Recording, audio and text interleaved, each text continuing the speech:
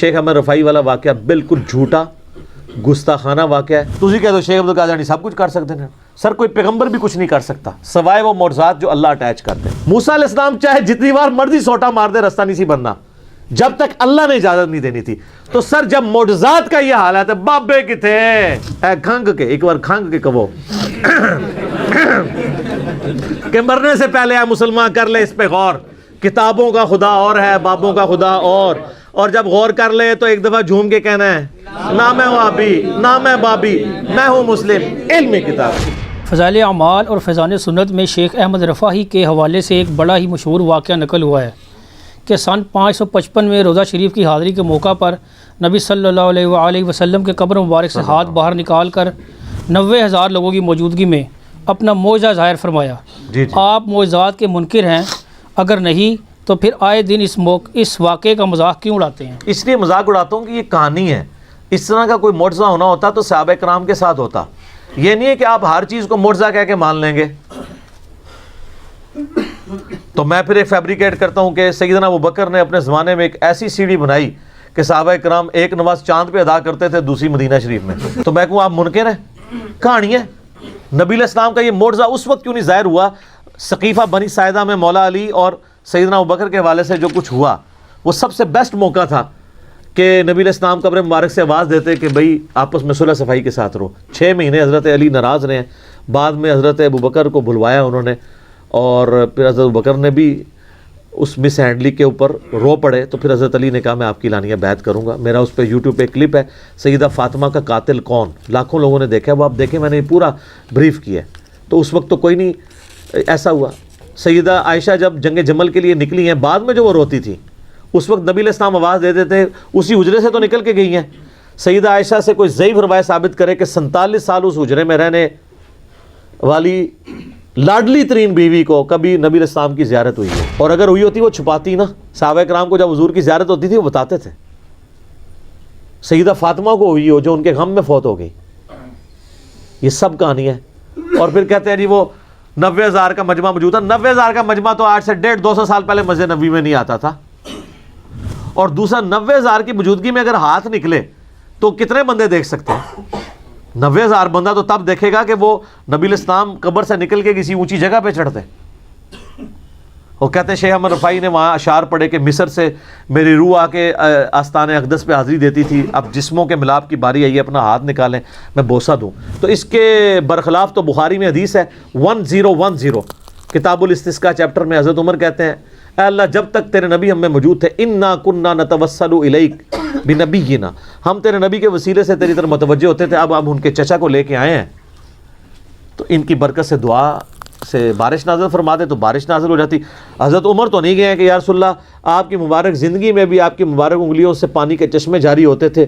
اور مسلم شریف میں ہے کہ حضرت عمر کے مشورے پہ ایک دفعہ ایسے ہوا تو وہ کہتے ہیں کہ میں نے خود بھی دیکھا ہے آپ نے پہلے بھی میرے مشورے پہ ایسا معجزہ آپ سے ظاہر ہوا تھا تو ہاتھ مبارک قبر سے باہر نکالیں ہم یہ پیالہ لے کے آئے تو پانی کے چشمے جاری ہو جائیں. ان کو پتہ تھا نبی علیہ السلام سے وفات کے بعد اب یہ کمیونیکیشن نہیں ہو سکتی. ہمارا درود و سلام پہنچتا ہے. سن نسائی میں حدیث ہے زمین میں کچھ فرشتے سیاحت کرتے ہیں میرے امتیوں کا سلام میرے تک پہنچاتے ہیں جو ہم پڑھتے ہیں السلام علیکم ایھا النبی صلوات بر محمد و آل محمد اللہم صلی علی محمد و علی آل محمد. کسی بابے ہوتے درود نہیں ہوتا سرکار. ہاں جی. اچھا پھر ابو داؤد میں حدیث ہے اور امام ابو داؤد نے اس کے اوپر باب باندھا ہے قبر رسول کی حاضری والے چیپٹر میں سے لے کے ہیں کہ جو بندہ نبی علیہ السلام پر سلام عرض کرتا ہے اللہ تعالیٰ نبی علیہ السلام کی روح کو متوجہ کرتا ہے لوٹا دیتا ہے وہ سلام کا جواب بھی دیتے ہیں. کہتے ہیں دیکھیں جی ثابت ہو گیا. تو اس سلام کے جواب کی آواز آتی ہے روضہ شریف پہ کسی کو؟ نہیں. تو جب آواز نہیں آ رہی تو ہمارا پہنچنا بھی برزخی جواب دینا بھی برزخی. ورنہ آپ ہمارا پہنچنا کہہ رہے ہیں کہ فزیکل ہے کہ وہ سن رہے ہیں پھر ان کا جواب بھی فزیکل ہونا چاہیے. کتنی انٹلیکچوئل بات ہے. یہ سب برزخی معاملات ہیں اور یہ انہوں نے دین میں خود سے چیزیں داخل کی ہیں. ابو داؤد میں حدیث ہے میری قبر پہ میلہ مت لگانا تم دنیا کے کسی بھی حصے میں درود پڑھو گے اللہ تمہارا درود میرے تک پہنچا دے گا. صلوات بر محمد و آل محمد اللہم صلی علی محمد و علی آل محمد. تو یہ شیخ احمد رفاعی والا واقعہ بالکل جھوٹا گستاخانہ واقعہ ہے. نبی علیہ السلام کو کوئی چیز مجبور نہیں کر سکتی. سورہ انبیاء کے اندر آیت ہے کہ جو دنیا سے چلا گیا اب قیامت تک دنیا میں واپس نہیں آئے گا. یہ کہتے ہیں حضرت عیسیٰ علیہ السلام مردے زندہ کرتے تھے, وہ دنیا میں واپس نہیں آتے تھے, وہ صرف دکھاتے تھے مردوں کو زندہ کر کے, وہ حضرت عیسیٰ کے نبی ہونے کی گواہی دیتے تھے, پھر وہ اسی وقت مر جاتے تھے, چلتے پھرتے نہیں تھے. نا نا نا انج نہیں سی ہوندا. مردے اچھا کہتے ہیں حضرت عیسیٰ مردہ زندہ کرتے تھے, شیخ عبدالقادر جیلانی نہیں کرتا. دیکھو کیسی اینالوجی بناتے ہیں, کیسی ٹھیک. یہ جناب وہ برات ڈوب گئی, انہوں نے اپنی برات ڈوب چڑی اللہ کے فضل نال. سب کہانی ہے جھوٹ, کچھ بھی نہیں ایسا ہوتا. یہ معجزہ تو نبی علیہ السلام کے حق میں نہیں ہے. سورہ انبیاء پڑھیں, نام ہی انبیاء ہے, نبیوں کے بارے میں عقیدہ کیا ہو, 17واں پارہ سٹارٹ ہو رہا ہے, اس کے پہلے صفحے پہ لکھا ہے کہ اگر یہ نبی ہے تو وہ معجزے کیوں نہیں ہمیں دکھاتا جو اگلے انبیاء کے یہ خود ہم سے بیان کرتا ہے. ہائے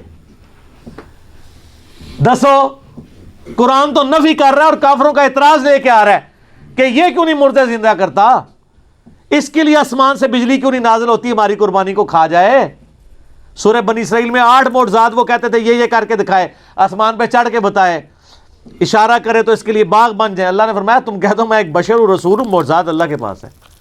تسی کہہ دو شیخ عبدالقادر جیلانی سب کچھ کر سکتے ہیں. سر کوئی پیغمبر بھی کچھ نہیں کر سکتا سوائے وہ معجزات جو اللہ اٹیچ کرتے. حضرت موسیٰ علیہ السلام نے جب پہلی دفعہ عصا پھینکا تھا تو ڈر کے بھاگے کیوں تھے, اگر انہوں نے خود ہی بنایا تھا تو. جیسے بچہ پہلی دفعہ جب ماچس جلاتا ہے نا تو ڈرتا ہے نا, اس کے بعد وہ کئی بار جلاتا رہتا ہے, چیزوں بھی آگ لا چھڑتے ہیں. کیوں کہ اس کے ایکسپیرینس میں چیز آ جاتی ہے. اگر حضرت موسیٰ نے خود عصا کو بنایا ہوتا اژدہا تو پہلی دفعہ ڈر کے نہ بھاگتے, پھر اللہ نے کہا نہیں ہاتھ لگا واپس آ جائے گا. اچھا اس کے بعد پھینکتے تھے بن جاتا تھا. اور جب سمندری جھیل کے کنارے آئے مصر سے نکلتے ہوئے تو ساتھیوں نے کہا مروات تھا جے سرکار, پیچھے بھی موت آگے سمندر وہ بھی موت. تو اس میں آتا ہے کہ حضرت موسیٰ علیہ السلام بھی دل میں خوف کھا گئے کہ اب میں کیا کروں.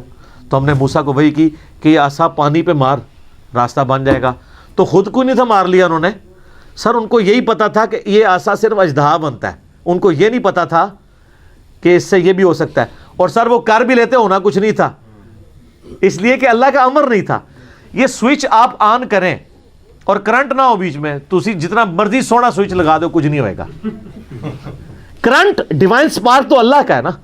موسیٰ علیہ السلام چاہے جتنی بار مرضی سوٹا مار دے رستہ نہیں سی بننا جب تک اللہ نے اجازت نہیں دینی تھی.